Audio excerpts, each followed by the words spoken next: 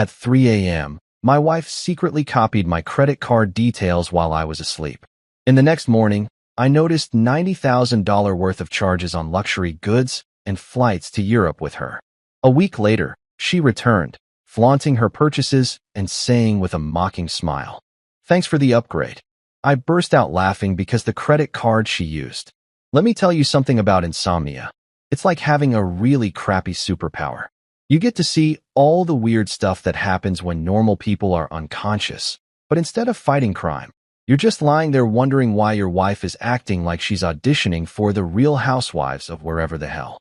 My name is Marcus Hill, and I'm 36 years old, which apparently makes me boring, according to my wife.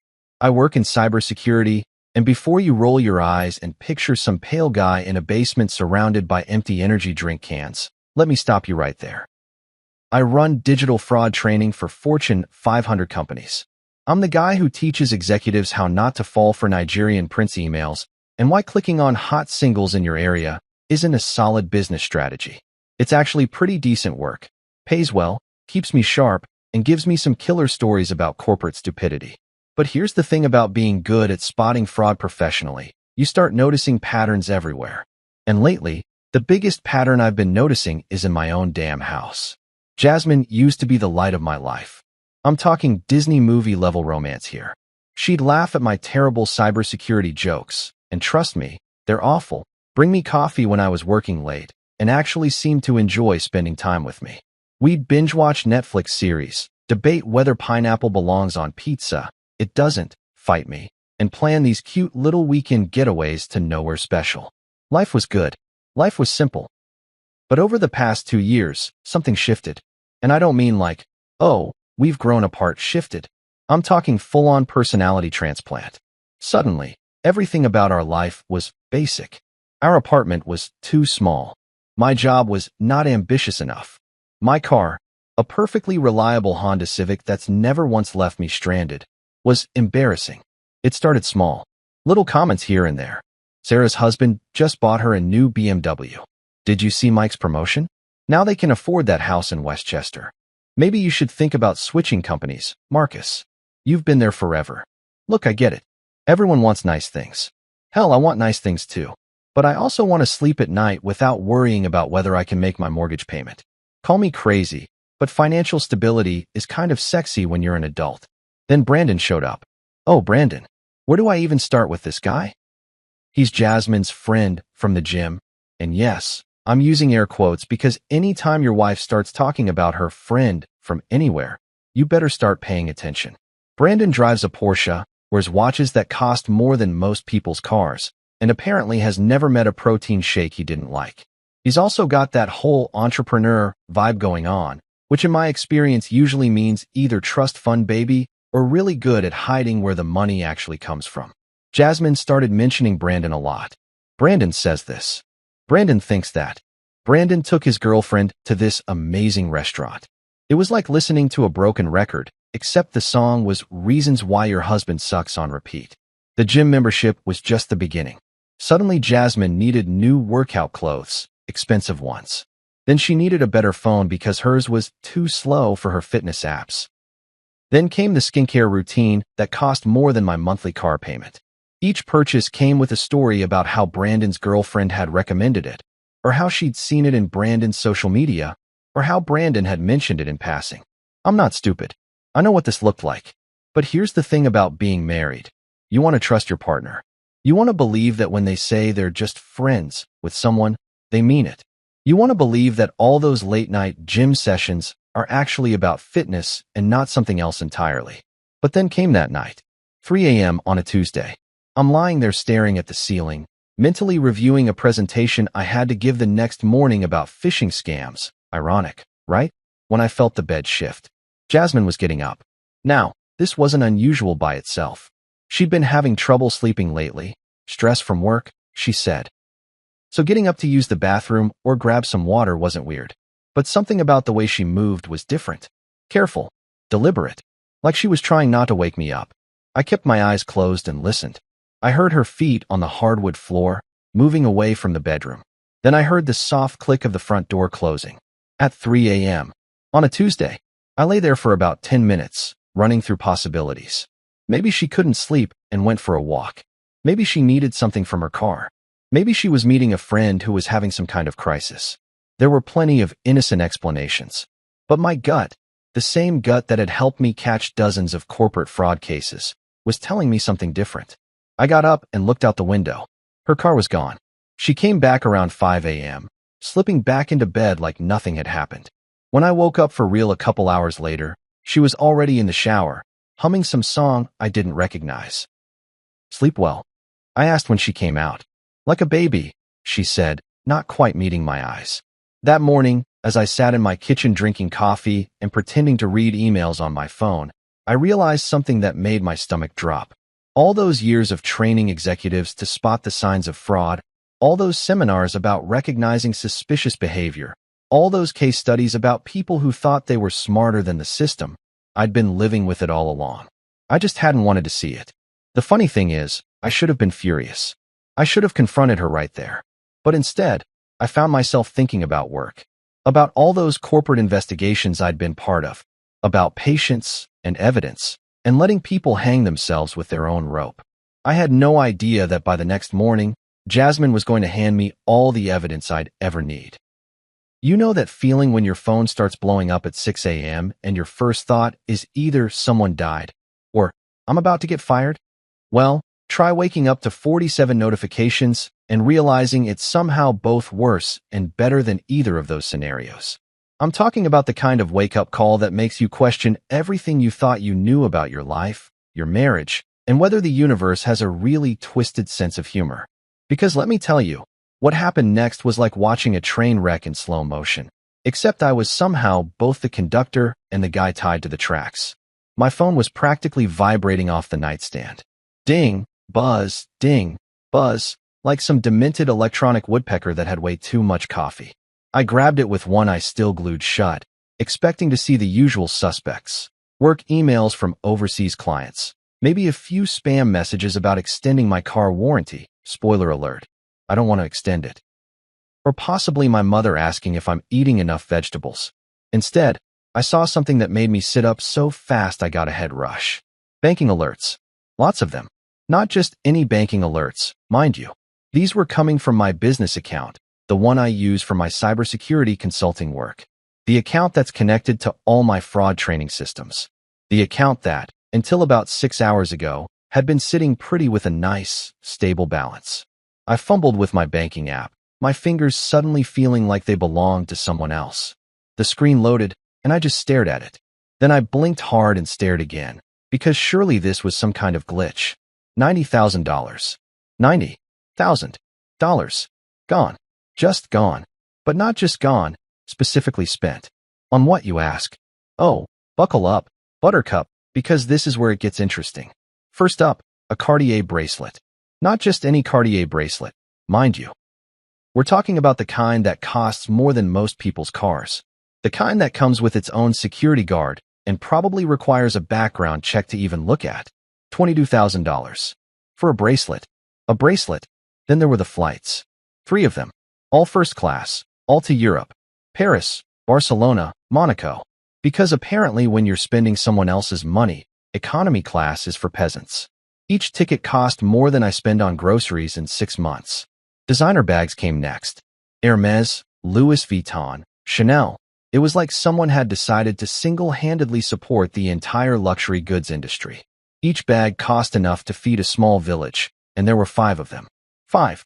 Hotel reservations in Monaco. Not just any hotel, either. We're talking about the kind of place where they probably have someone whose only job is to polish the doorknobs. The presidential suite, naturally, because why go halfway when you're committing felony fraud? But wait, there's more.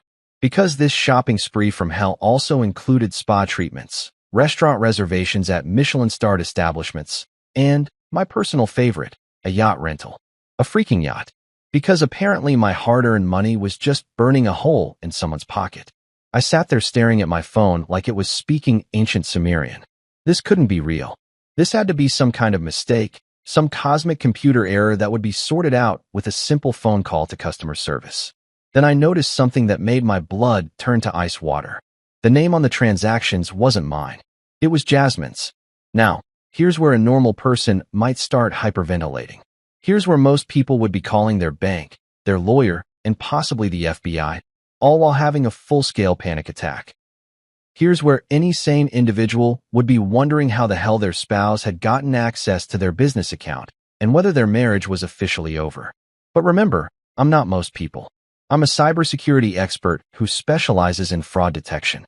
And as I scrolled through those transactions, something clicked in my brain. Something that made me want to laugh and cry at the same time. I got up, carefully, because I was still feeling a little dizzy from the shock, and walked to the kitchen. No Jasmine. Just like every morning for the past few weeks, she was mysteriously absent from our usual coffee and small talk routine. But there was a note on the counter, written in her perfectly neat handwriting on one of our wedding stationery cards. The irony was not lost on me. It said, "Taking a little trip. Don't wait up. Jay. Taking a little trip. With my money. To Europe. First class." That's when it hit me. That's when the pieces of this absolutely insane puzzle started falling into place, and I realized that my wife, my sweet, loving, the light of my life, wife, had just tried to rob me blind. But here's the kicker, the part that made me start laughing like a maniac standing alone in my kitchen at 6:30 a.m. The credit card she used wasn't real. Let me explain. In my line of work, I create dummy accounts and fake credit cards all the time. They're used for fraud training, teaching corporate executives how to spot suspicious transactions, how to recognize when someone's trying to game the system. These cards look real, they act real when you swipe them, but they're connected to monitoring systems that track every single transaction for training purposes. The card Jasmine had somehow gotten hold of? It was one of my training cards. A card specifically designed to trigger alerts, to create paper trails, to document every single fraudulent transaction for educational purposes. In other words, my dear wife hadn't just stolen from me. She'd stolen a fake card that was designed to catch thieves, and every single one of those transactions was being logged, monitored, and documented by both banking security systems and federal fraud detection algorithms. She'd essentially just committed the perfect crime against a system specifically designed to catch people committing that exact crime. I should have been furious. I should have been heartbroken. I should have been calling lawyers and planning my divorce. Instead, I smiled. I smiled so wide my face hurt. Because Jasmine had just walked into the most beautiful trap she could have possibly imagined, and she had absolutely no idea what was coming for her. You know what they say about revenge being a dish best served cold? Well, they clearly never met someone in cybersecurity, because we prefer our revenge served with detailed documentation, multiple backup systems, and enough digital evidence to make a prosecutor weep tears of joy. The first person I called was Tanya Rodriguez, my best friend since college, and currently one of the most cutthroat legal consultants in Manhattan. Tanya's the kind of lawyer who could probably negotiate world peace during her lunch break and still have time to destroy someone's entire legal existence before dessert. She's also the only person I know who finds legal loopholes more entertaining than Netflix. "Marcus, it's barely 7 a.m. She answered on the second ring, sounding surprisingly alert for someone who usually doesn't acknowledge the existence of morning until at least 10 a.m. Someone better be dead, or you better have discovered oil in your backyard. "Tanya, you're not gonna believe what Jasmine just did," I said, unable to keep the weird mixture of disbelief and excitement out of my voice. There was a pause. Then, oh God, did she finally leave you for that gym bro? Because honestly, I've been preparing the divorce papers in my head for months. "Better," I said. "She stole from me." Define stole. Like, she took your Netflix password. Are we talking full-blown grand larceny here? $90,000, Tanya, in one night, for a European vacation with Brandon. The silence on the other end was so long I thought the call had dropped. Then I heard what sounded like coffee being spit out, followed by some very creative Spanish curse words that I'm pretty sure would make her grandmother wash her mouth out with soap. "I'm sorry, what now? She stole 90 grand?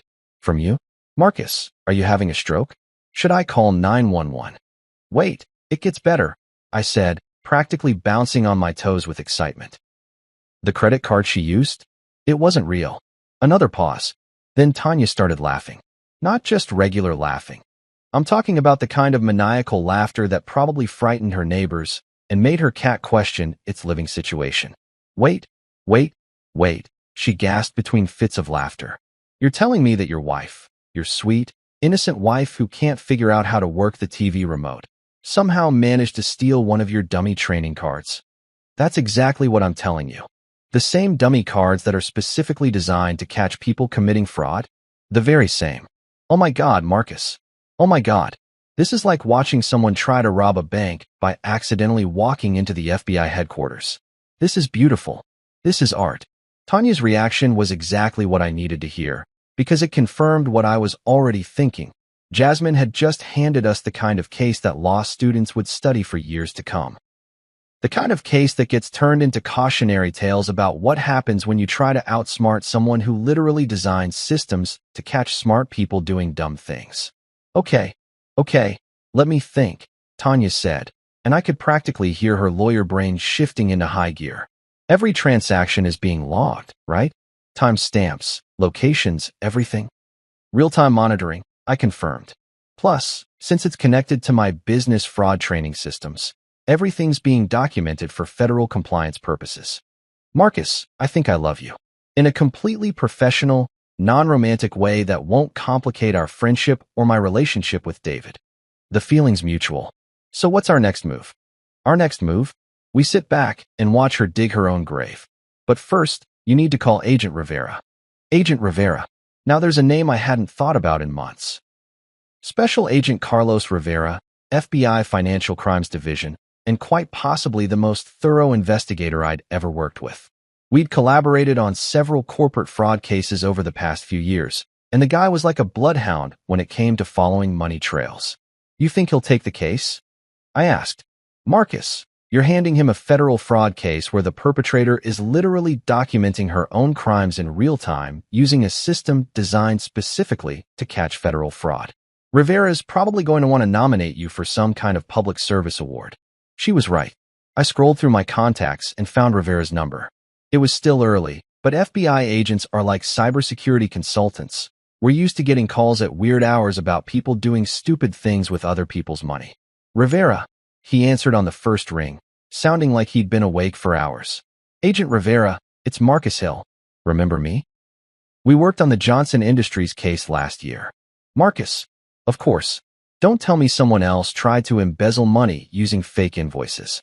Not exactly, I said, but I've got something you're going to find very interesting. I explained the situation, Jasmine's mysterious behavior, the $90,000 in charges, the European vacation, and most importantly, the fact that she'd somehow gotten hold of one of my training cards. The silence on Rivera's end was different from Tanya's. This was the silence of a professional predator realizing that prey had just walked into his trap. Let me make sure I understand this correctly, Rivera said slowly. Your wife stole what she thought was your credit card, used it to fund an international spending spree, and the card she stole is actually connected to federal fraud monitoring systems. That's the situation, yes. And every transaction is being logged with timestamps, geolocation data, and merchant verification? Every single one. Marcus, I need you to listen to me very carefully. Don't contact your wife. Don't confront her about this. Don't do anything that might tip her off. Can you do that? Absolutely. Good.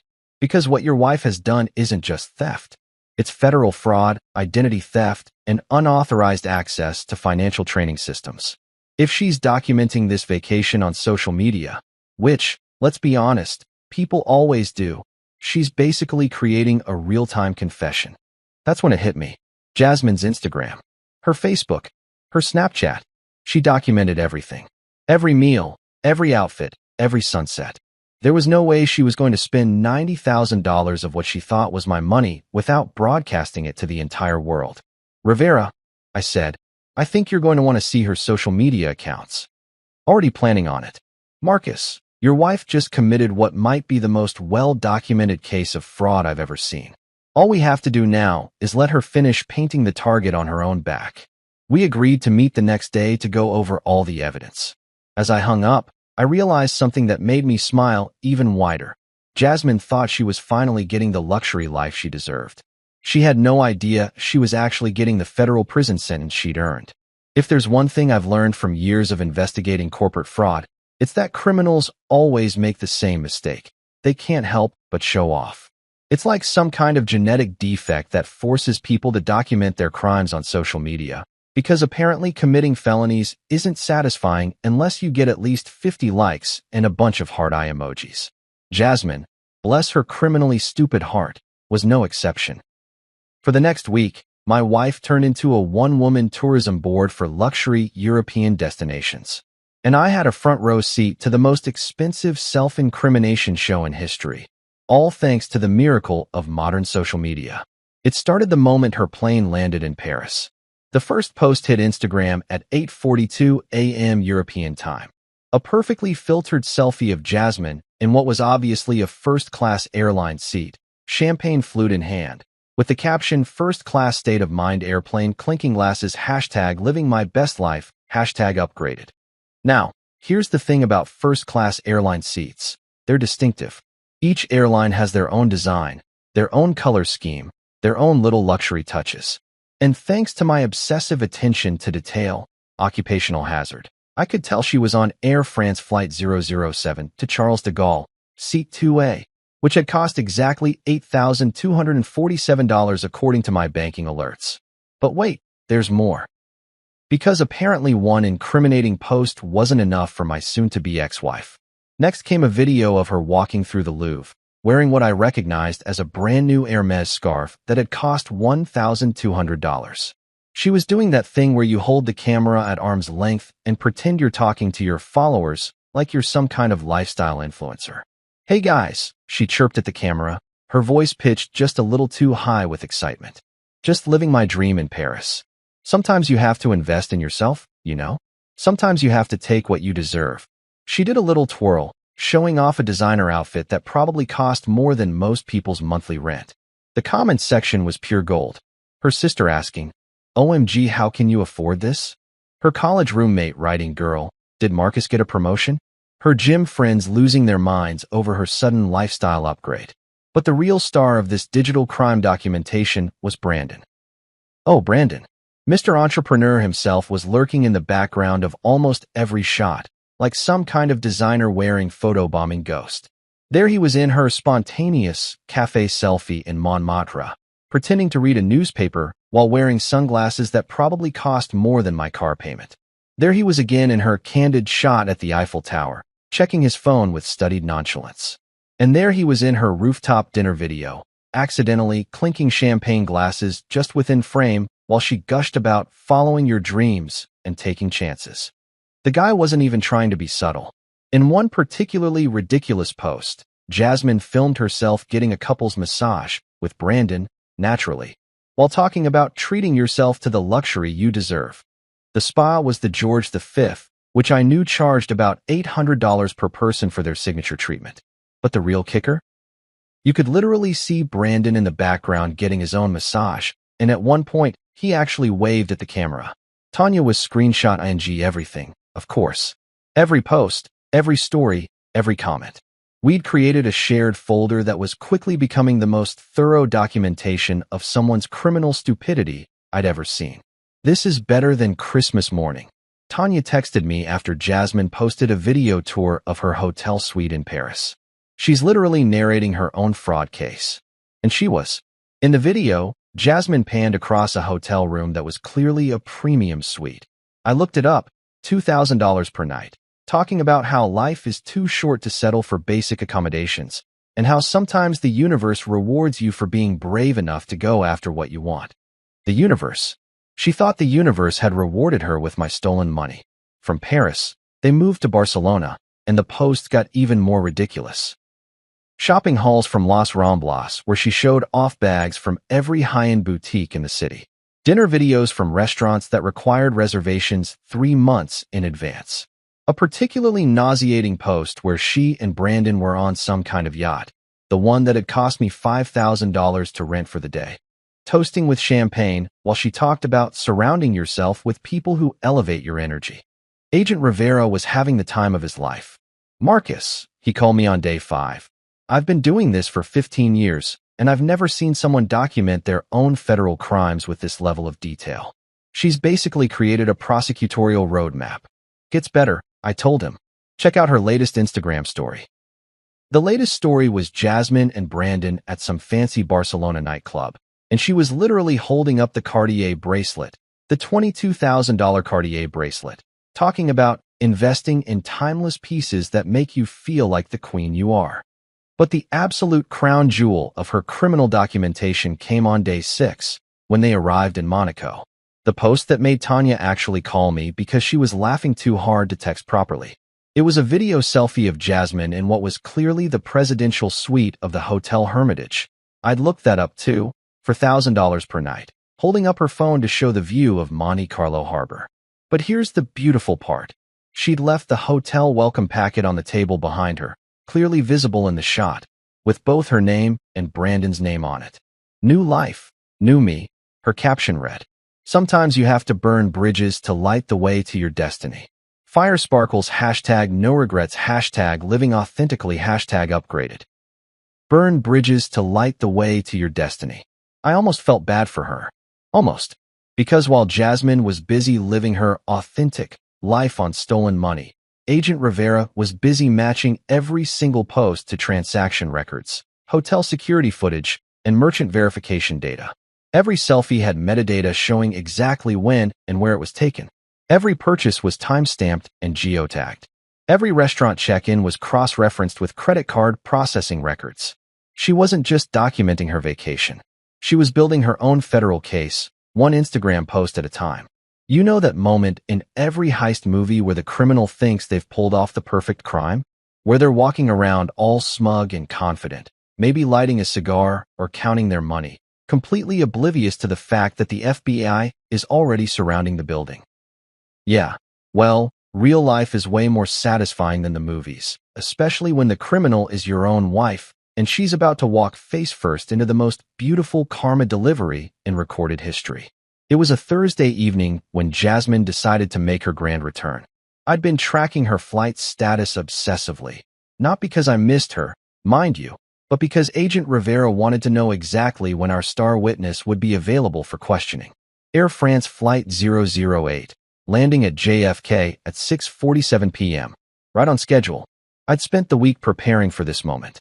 The apartment was exactly as she'd left it, except for the small army of legal documents I'd hidden in my office and the recording equipment Tanya had helped me set up. Nothing fancy, just a few strategically placed devices that would capture audio and video of whatever confession Jasmine was about to deliver. Because here's the thing about criminals who think they've gotten away with something. They can't help but brag about it. I was sitting on the couch, laptop open, pretending to work on a cybersecurity proposal while actually reviewing the evidence file that Agent Rivera had compiled. 7 days of meticulously documented fraud, complete with timestamps, geolocation data, and enough social media evidence to make a prosecutor's career.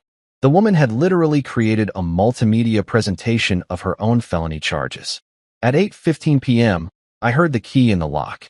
The door opened, and in walked my wife, looking like she'd just stepped out of a luxury lifestyle magazine.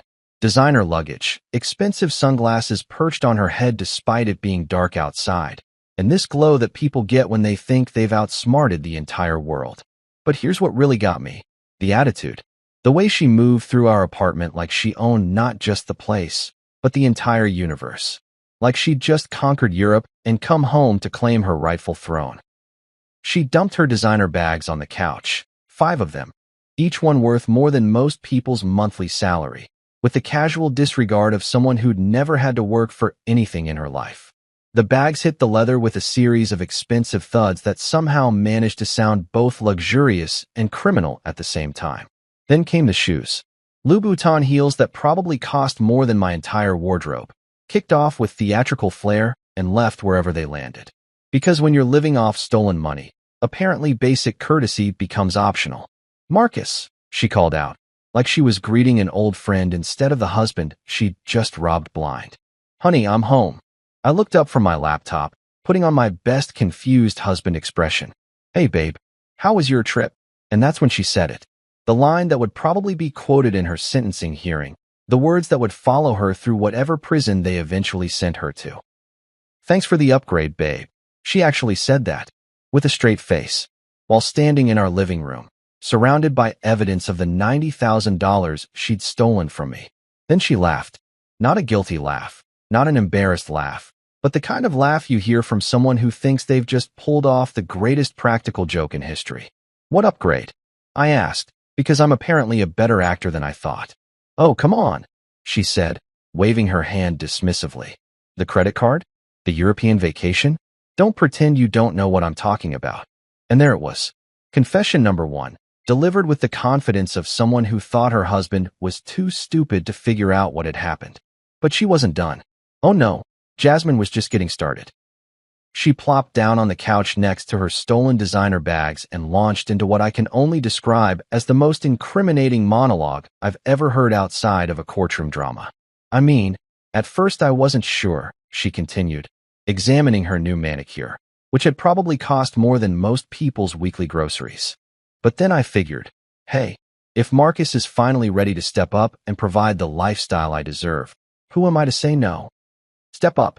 Provide the lifestyle she deserved. With stolen money. From a fraud training account. Besides, she went on, completely oblivious to the fact that she was essentially dictating her own arrest warrant. It's not like you were using that card anyway. I mean, when was the last time you took me somewhere nice? When was the last time you bought me something that didn't come from Target? I just stared at her. This woman, this person I'd been married to for 5 years, was sitting in our living room, surrounded by the evidence of her crimes, casually talking about how I'd never spent enough money on her. The cognitive dissonance was so strong I was getting a headache. And Brandon was right, she continued, because of course Brandon had to make an appearance in her confession. He said that sometimes you have to take what you deserve in life. Sometimes you have to show people what you're worth. Brandon was right. The same Brandon who'd mysteriously had enough money to accompany her on a $90,000 European shopping spree. The same Brandon who'd been conveniently available for every expensive restaurant, every luxury hotel, every first-class flight. You should have seen us in Paris, Jasmine gushed, pulling out her phone to scroll through what I already knew were dozens of incriminating photos.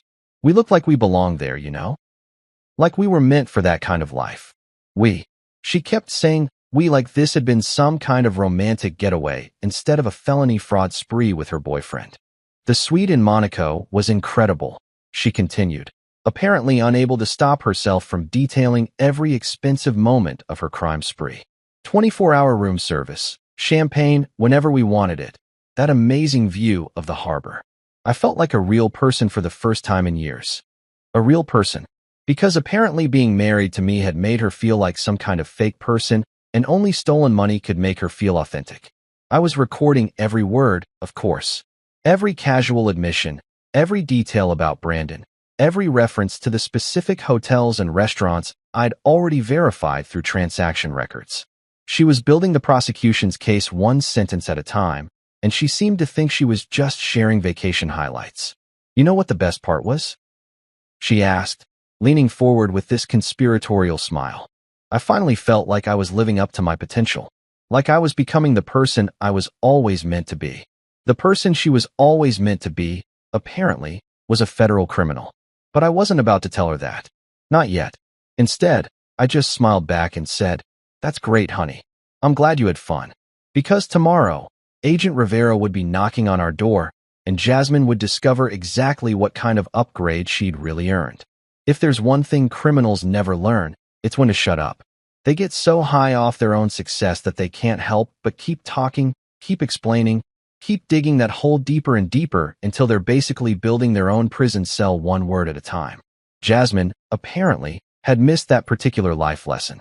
For the next 3 hours, I got treated to the most detailed confession I'd ever heard outside of a police interrogation room. And the beautiful part? She thought she was just sharing vacation stories with her husband. She had absolutely no clue that every word coming out of her mouth was being recorded for federal prosecutors. Oh my God, Marcus, you should have seen the looks on people's faces when we walked into that restaurant in Barcelona, she gushed, curled up on the couch like we were having some kind of cozy catch-up session. The maitre d' practically bowed when he saw Brandon's watch. It was like we were celebrities or something. Brandon's watch.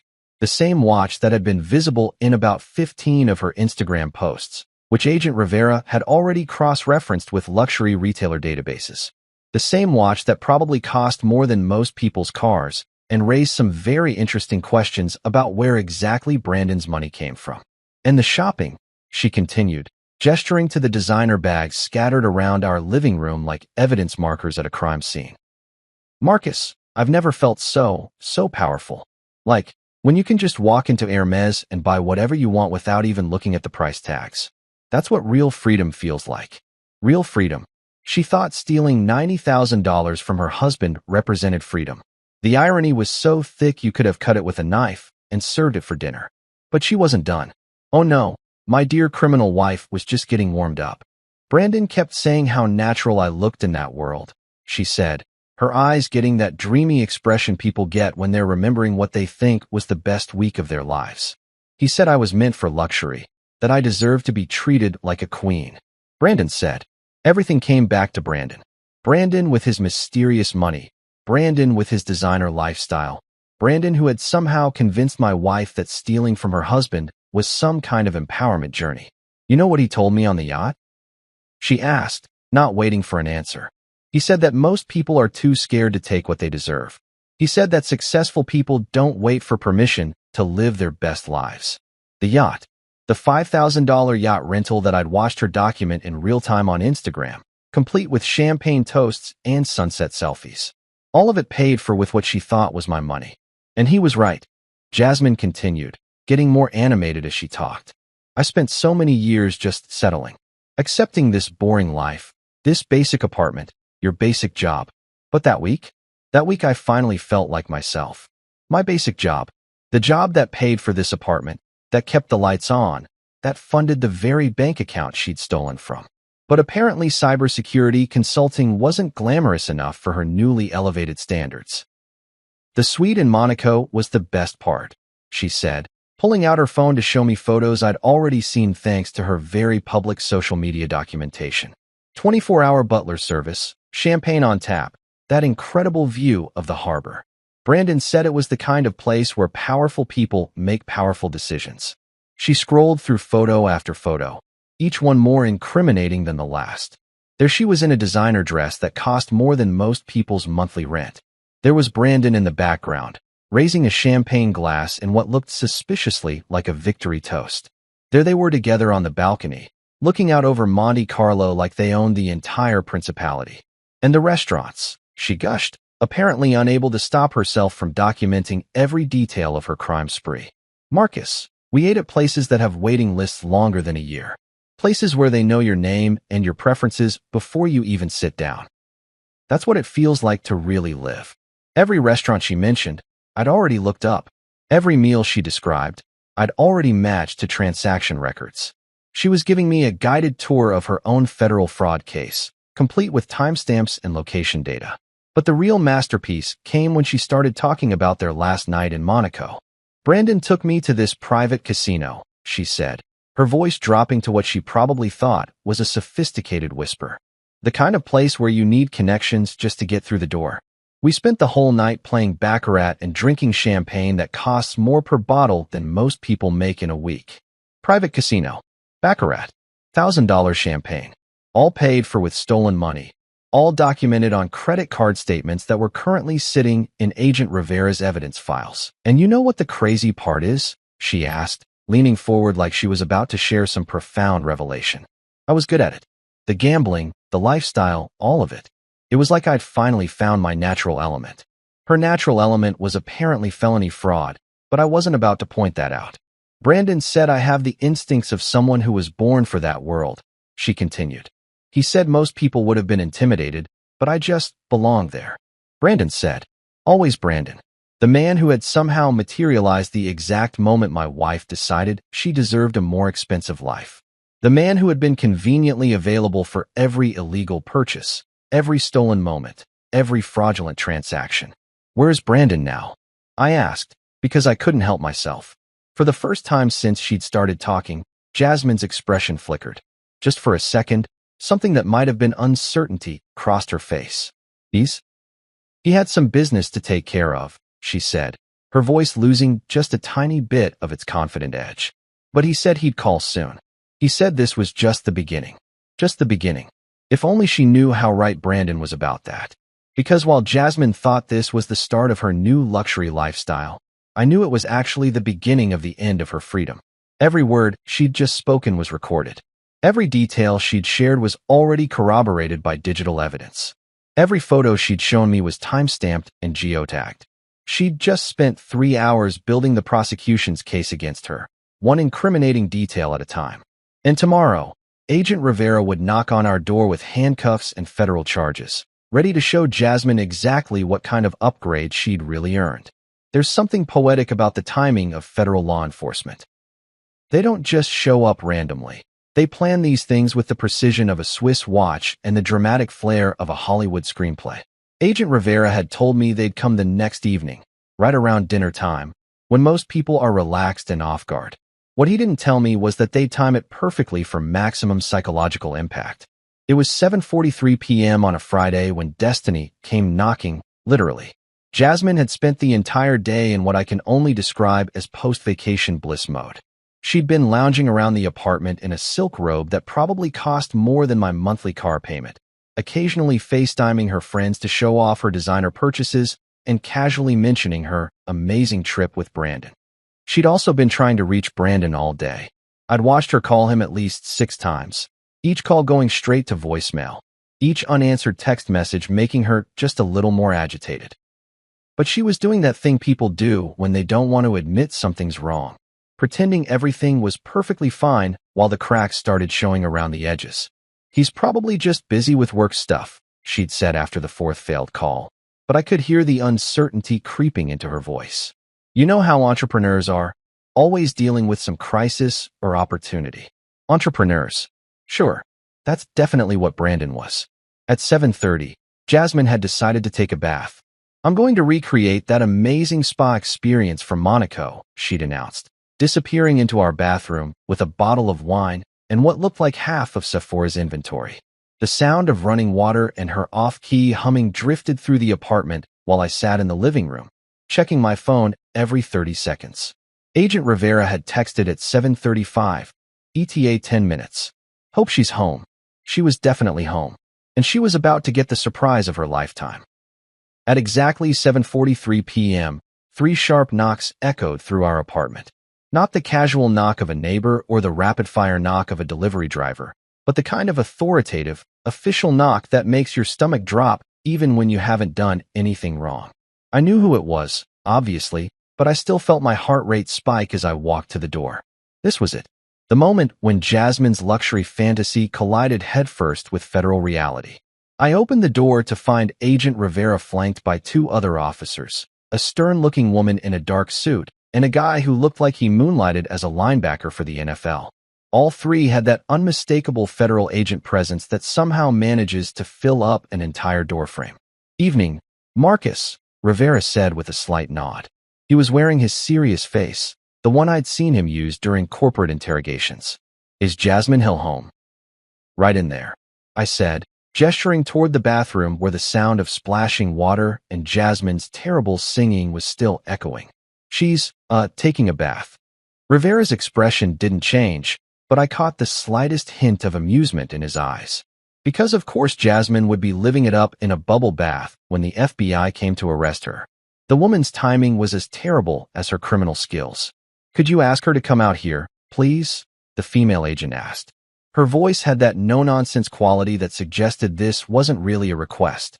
I walked to the bathroom door and knocked. "Jasmine, could you come out here for a minute? There are some people here to see you." "Marcus." Her voice carried a note of confusion mixed with annoyance. "What people? I'm trying to relax here. Just put on a robe and come out, okay? It's important." I heard water splashing, followed by some creative cursing that would have made a sailor blush. A few minutes later, the bathroom door opened and Jasmine emerged in her silk robe, hair wrapped in a towel, looking like she was about to lecture me about the importance of her self-care time. "Marcus, what the hell is so important that you?" She stopped mid-sentence when she saw the 3 federal agents standing in our living room, their badges clearly visible. The color drained from her face so fast I thought she might actually faint. For a moment, she just stood there, frozen, water dripping from her hair onto our hardwood floor. "Jasmine Hill." Agent Rivera stepped forward, his voice official and courteous. Ah, yes. Her voice came out as barely a whisper. Rivera held up his badge. I'm Special Agent Carlos Rivera, FBI Financial Crimes Division. These are Agent Martinez and Agent Thompson. You're under investigation for financial fraud, identity theft, and unauthorized use of federal training systems. The words hit her like a physical blow. I watched her face cycle through confusion, disbelief, and the first hints of panic. Wait, what? She stammered, looking between the agents and me like someone was going to tell her this was all an elaborate prank. This is a mistake. There has to be some kind of mistake. No mistake, ma'am, Agent Martinez said, pulling out a folder thick with documents. We have extensive evidence of fraudulent transactions totaling approximately $90,000, made using a credit card registered to your husband's cybersecurity business. But that's impossible, Jasmine protested, her voice getting higher with each word. Marcus gave me that card. He wanted me to have a nice vacation. Tell them, Marcus. All three agents turned to look at me. Agent Rivera raised an eyebrow, giving me the floor. I looked at my wife, really looked at her for probably the first time in months. Standing there in her expensive robe, surrounded by her stolen designer bags, facing federal agents because she'd been too greedy and too stupid to realize she was stealing a fake credit card. Actually, Jasmine, I said, my voice surprisingly calm, I never gave you anything. That card you stole? It wasn't real. It was a dummy card used for fraud training. But the charges? Those were very real. The silence that followed was so complete you could have heard a pin drop in the next apartment. Jasmine stared at me like I'd just spoken in ancient Greek. You're lying, she whispered. You're lying. This has to be some kind of joke. Agent Rivera stepped forward again. Mrs. Hill, every transaction made with that card was monitored and recorded by federal fraud detection systems. We have timestamps, geolocation data, hotel security footage, and extensive social media documentation of your activities in Paris, Barcelona, and Monaco. No, Jasmine said, shaking her head violently. No, no, no. Marcus, tell them this is a mistake. Tell them you gave me permission. I shook my head slowly. I can't do that, Jasmine. Because it wouldn't be true. That's when she screamed. Not a scream of fear or anger, but the kind of primal scream that comes from someone watching their entire world collapse in real time. You're my husband, she shrieked, pointing at me with a trembling finger. You're supposed to protect me. You're supposed to be on my side. I looked at her standing there, desperate, panicked, facing federal charges for crimes she'd committed while thinking she was smarter than everyone around her. You chose Brandon and the bracelets, Jasmine, I said quietly. Now own it. The next few weeks played out like the world's most satisfying episode of Cops, except instead of watching some random criminal get their comeuppance, I had front row seats to my own wife's spectacular fall from grace. Jasmine spent her first night in federal custody crying, screaming, and demanding to call her lawyer, apparently forgetting that criminal defense attorneys cost money, and she'd already blown through $90,000 of stolen funds on designer bags and European vacations. The irony wasn't lost on anyone involved. The phone calls started the next morning. First, it was her sister, completely hysterical. Marcus, what happened? The news is saying Jasmine was arrested for fraud. This has to be a mistake. Then her mother called, equally panicked, but somehow managing to make it my fault. How could you let this happen, Marcus? How could you not know what your own wife was doing? But my personal favorite was the call from her college roommate, who'd apparently seen Jasmine's mugshot on some crime blog and wanted to know if the European vacation photos were real. Because if they are, she said, that's kind of impressive, even if it was illegal. Tanya, meanwhile, was having the time of her professional life. Marcus, she said during one of our strategy sessions, I've been practicing law for 12 years, and I've never seen a case this airtight. She literally documented her own crimes on social media. The prosecution is probably going to use this as a teaching case. Agent Rivera confirmed as much when he called to update me on the investigation. Your wife's social media accounts are like a real-time confession, he said.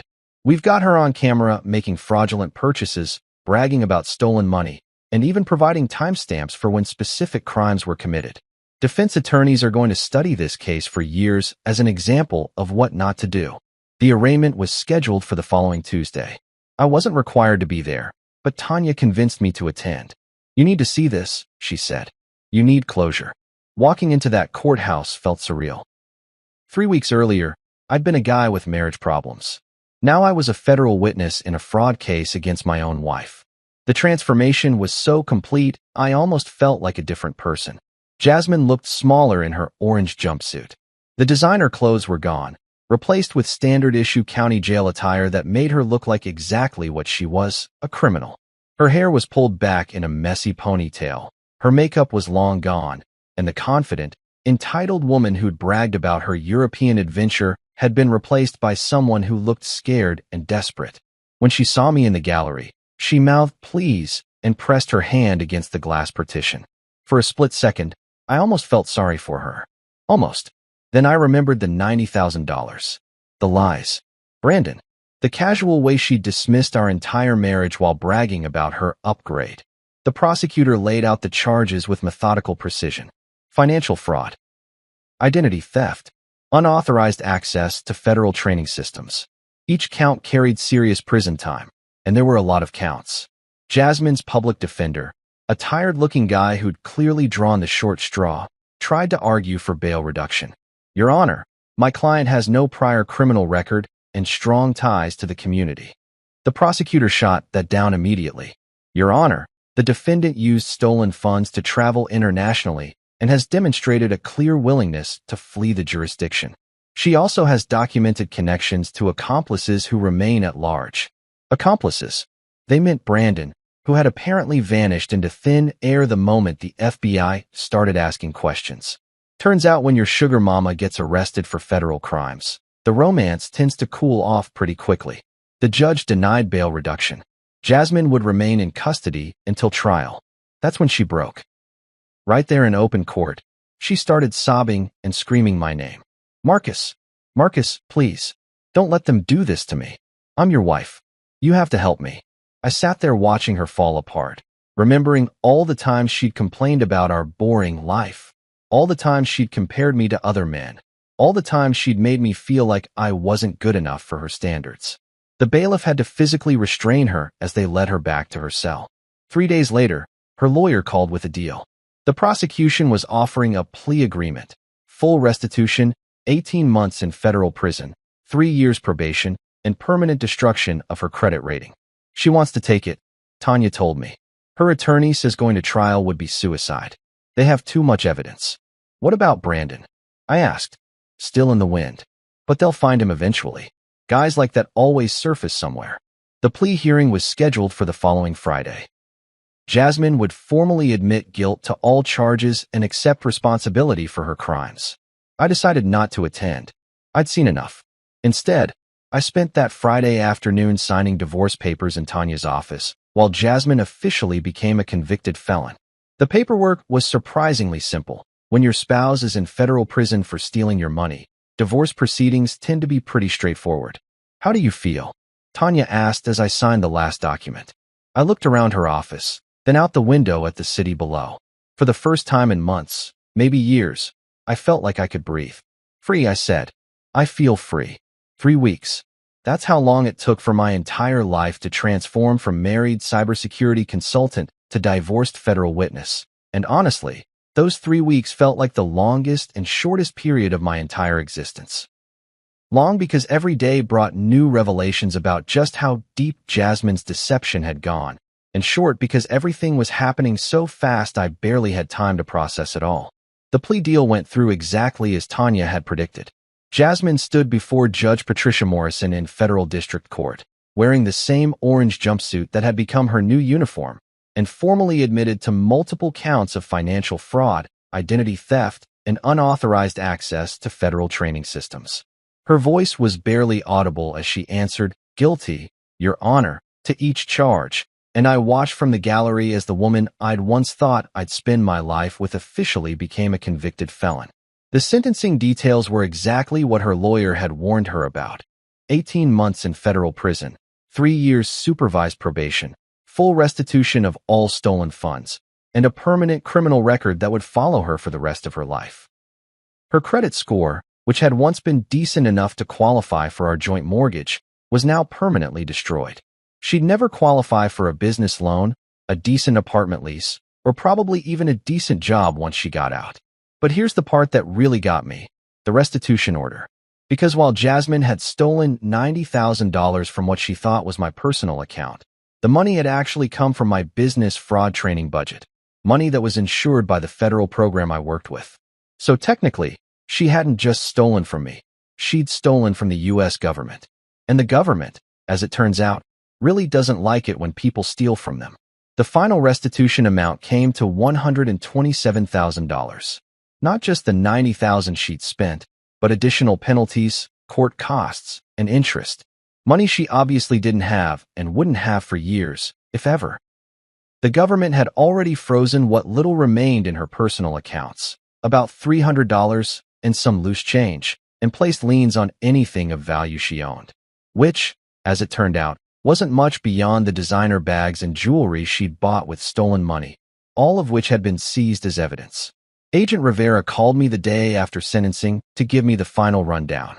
She'll be transferred to a minimum security facility in upstate New York next week, he said. Probably Danbury. It's where they send most of the white-collar criminals. What about Brandon? I asked, because I'd been wondering about her mysterious accomplice ever since the arrest. Rivera's voice took on a note of satisfaction. We found him. Turns out, Brandon the entrepreneur was actually Brandon Walsh from Queens, and his business ventures consisted entirely of romance scams and investment fraud. He'd been running the same con on at least 6 other women across 3 states. Your wife was just his latest mark. The pieces suddenly clicked into place. Brandon hadn't been Jasmine's boyfriend. She'd been his victim. He'd identified her as someone desperate for a more luxurious lifestyle, someone married to a guy with access to financial systems, and he'd played her like a violin. The gym membership, the gradual escalation of expensive gifts, the constant talk about deserving better. It had all been a carefully orchestrated setup to get her to steal money that he could then help her spend. He's looking at federal charges in 4 states, Rivera continued. Wire fraud, conspiracy, racketeering. He'll probably get 10 to 15 years when it's all said and done. But here's the beautiful part. He can't flip on your wife because she was just another victim. She genuinely thought he was her boyfriend. So Jasmine hadn't just destroyed our marriage and thrown away her freedom for some grand romance. She'd done it all for a con man who saw her as nothing more than another payday.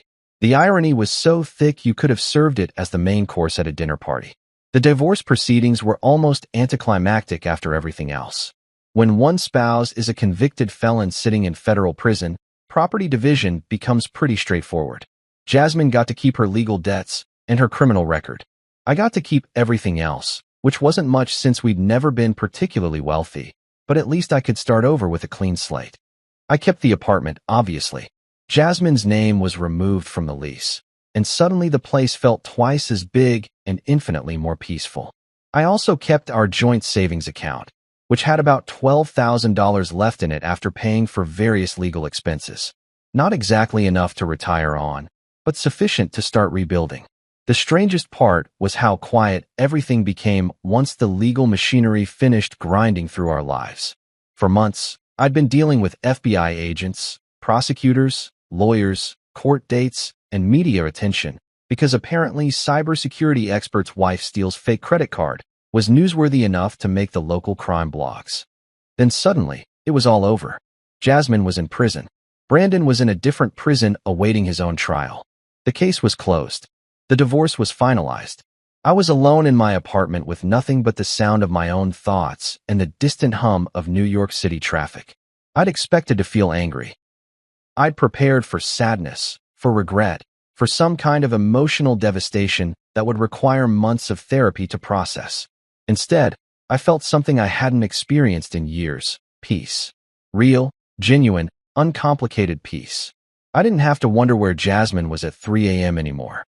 I didn't have to listen to complaints about our basic lifestyle or comparisons to other couples who had more money. I didn't have to watch her scroll through social media, sighing dramatically at other people's vacation photos and designer purchases. I didn't have to pretend I didn't notice the way she looked at other men, or the way she talked about Brandon, or the way she'd started treating our marriage like it was some kind of consolation prize. For the first time in probably 2 years, I could just exist. Without drama, without walking on eggshells, without constantly wondering if my wife was planning to leave me for someone with a bigger bank account.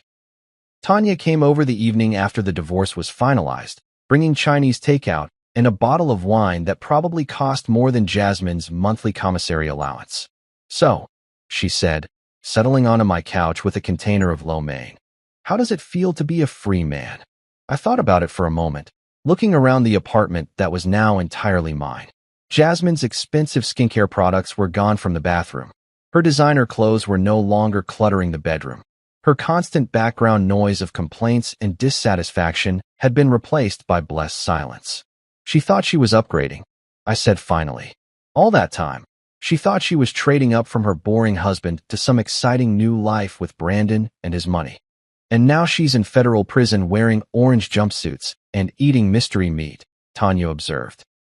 While Brandon's in a different federal prison, probably getting his ass kicked by actual criminals who don't appreciate romance scammers.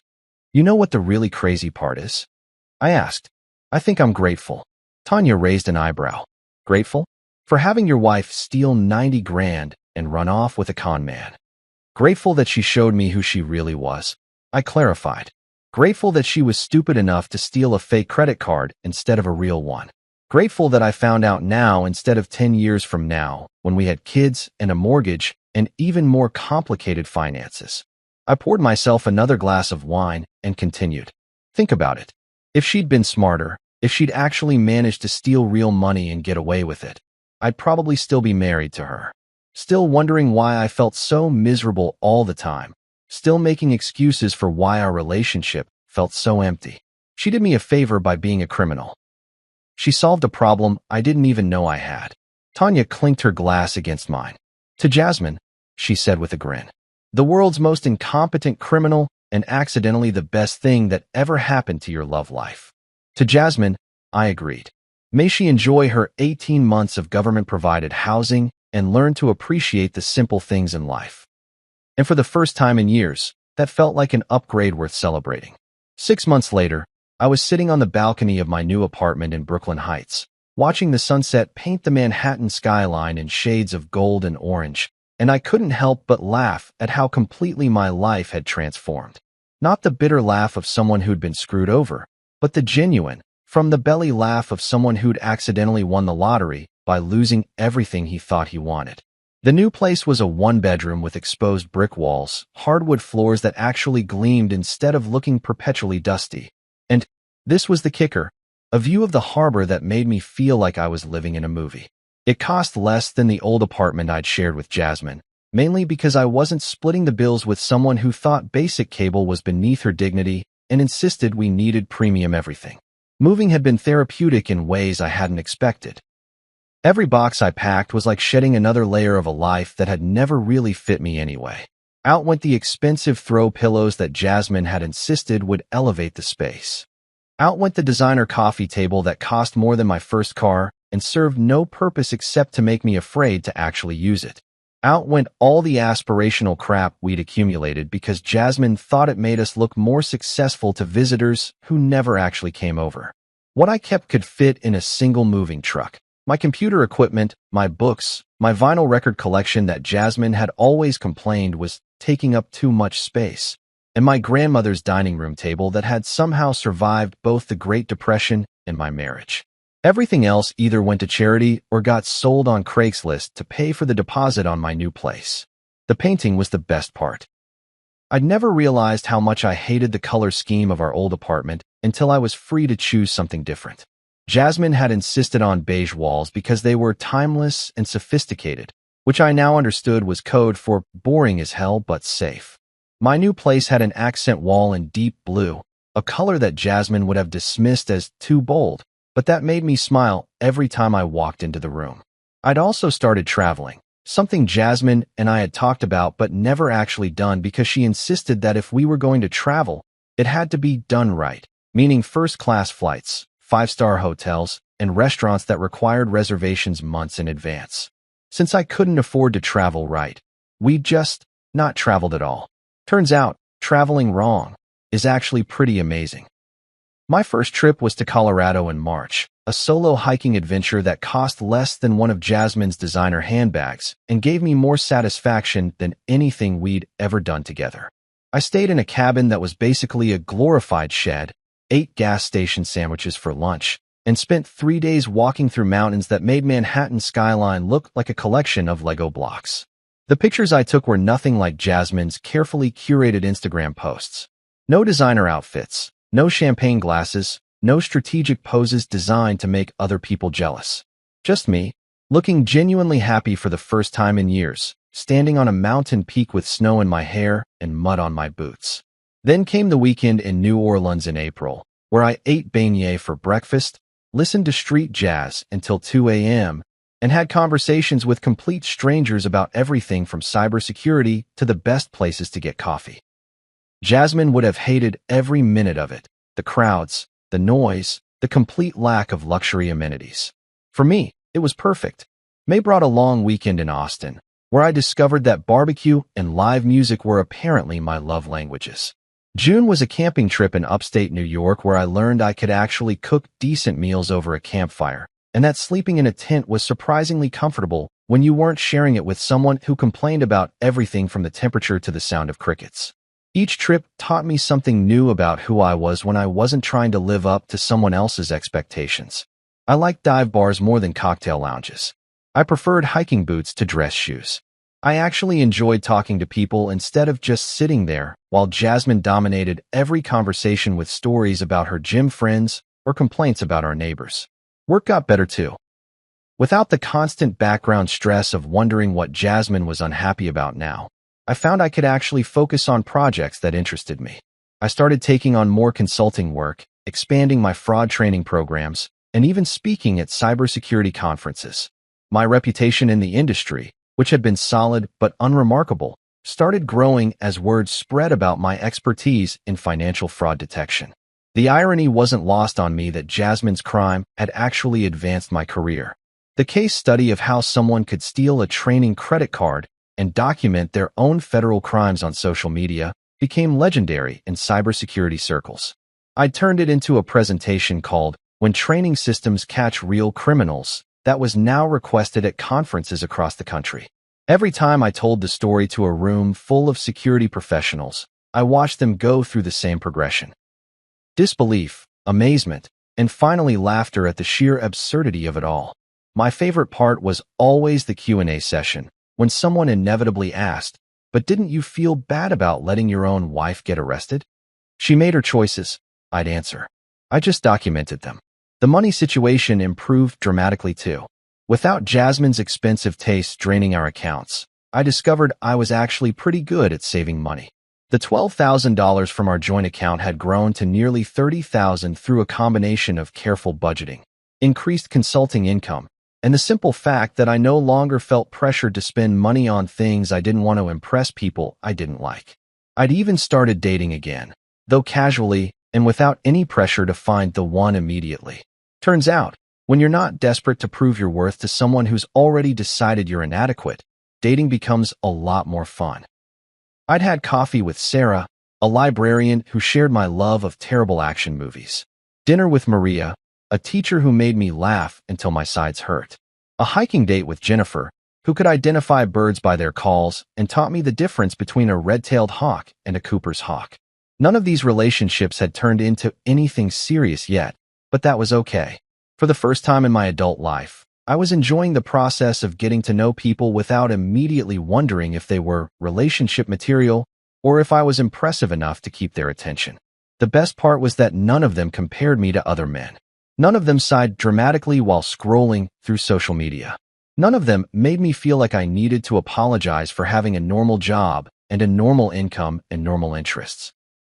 I'd forgotten what it felt like to be with someone who actually liked me for who I was instead of seeing me as a project to be improved or a stepping stone to something better. About once a month, I got updates on Jasmine's situation through Tanya, who stayed in touch with the federal prosecutor's office. Jasmine was adjusting poorly to prison life, apparently. She'd filed multiple complaints about the food, the accommodations, and her fellow inmates. She'd also written several letters to the warden requesting special accommodations due to her sensitive nature and her previous lifestyle. The requests were denied, obviously. Federal prison doesn't offer room service or designer jumpsuits. Brandon, meanwhile, had been sentenced to 12 years in federal prison after pleading guilty to charges in 4 states. His romance scam operation had been extensive, targeting vulnerable women across the country and bilking them out of hundreds of thousands of dollars. Jasmine had actually been one of his smaller victims. The FBI had recovered some of the money he'd stolen from other women, but Jasmine's $90,000 was long gone, spent on the European vacation that had ultimately led to both of their arrests. She would still owe the full restitution amount when she got out, plus interest, plus the cost of her supervision during probation. In other words, she'd be paying for those designer handbags for the next 20 years. I'd received exactly one communication from Jasmine since her incarceration, an email sent through the prison system about 3 months after her sentencing. The subject line was, "I'm sorry," and the message was short but revealing. "Marcus," it read, "I know what I did was wrong. I was confused and stupid, and I let someone manipulate me into thinking I deserved more than what we had. I should have appreciated what we had together. I should have appreciated you. I hope someday you can forgive me." I'd read it twice, then deleted it without responding. Not out of cruelty, but because there was nothing left to say. Jasmine was sorry she'd been caught, sorry she was in prison, sorry her plan had backfired so spectacularly. But I didn't get the sense she was actually sorry for the months of lies, the casual disrespect, the way she treated our marriage like a consolation prize while shopping around for someone better. She was sorry for the consequences, not for the choices that led to them. And honestly, I wasn't angry anymore. I wasn't hurt, wasn't bitter, wasn't even particularly interested in her apology. She'd made her bed, literally, a narrow prison cot in a federal facility, and now she was lying in it. That evening, as I sat on my balcony with a glass of wine and watched the city lights start to twinkle across the water, I raised my glass to the sunset and whispered the words that had become my personal motto. "Here's to me," I said softly, "the real upgrade." Because that's what this whole experience had taught me.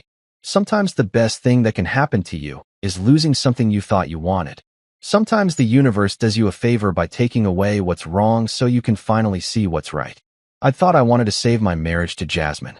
What I'd actually needed was to save myself from it. The view from my balcony was spectacular, but the view from my new life was even better.